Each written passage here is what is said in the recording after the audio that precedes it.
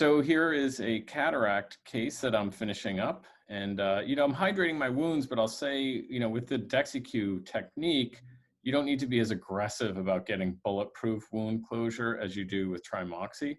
So I'm just going to go ahead and, get this eye sort of finished up here.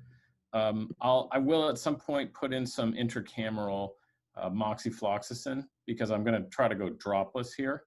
And you can either use a 25 gauge needle or a 30 gauge needle. And you're going to go 3 millimeters or so back. It looks like this might be a 25 gauge needle. And, as you can see, it's a fairly soft eye. And I'm going to visualize the needle in the pars, or in the anterior vitreous. And you can see the bubble will form. And, it has a little bit of a different property, but it kind of looks like it does in the sulcus. And you'll notice that's a bigger bubble that I'm making. Now watch what happens when I withdraw the needle. Just disappears. And that's what's great. The patient doesn't see this as a floater. I have them look down at the slit lamp post-operatively and I see the little bubble hiding in the peripheral vitreous, but they aren't seeing it.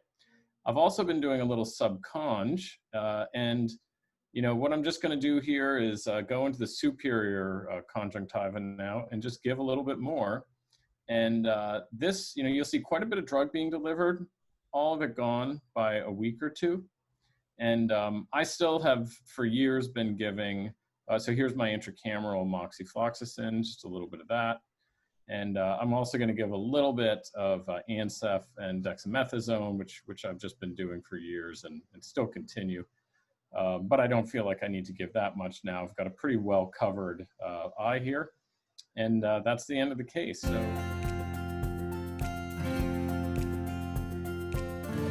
Okay, and here we have a video of my technique for inserting Dextenza. So this is the end of the case. I've just made sure all the incisions are adequate. I've already put my intracameral antibiotic.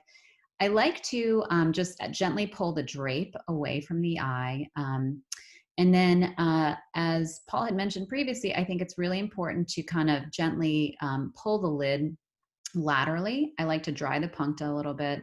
Often there's mucus and junk there.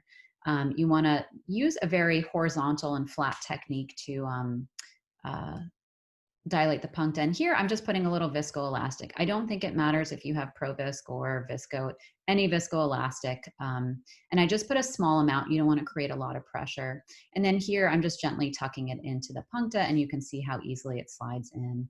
And so, that's a really nice, easy technique. Takes just a matter of seconds and saves your patient an eye drop.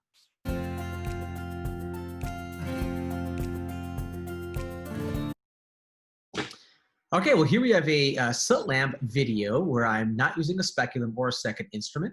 I'm entering with a 28 gauge needle with the loader anterior to the limbal vessels, parallel to the iris, going into the anterior chamber about 2 bevel lengths, and then pressing the actuator button, releasing the implant, coming right back out, and the implant with gravity sinks to the bottom. It's that straightforward. I think because it's such a straightforward procedure, patients perceive it kind of like an IOP check, getting an eye exam.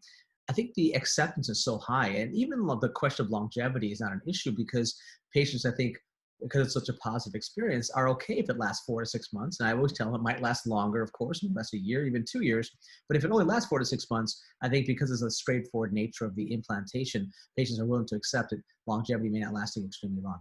But that's pretty straightforward, I think, and hopefully it'll help.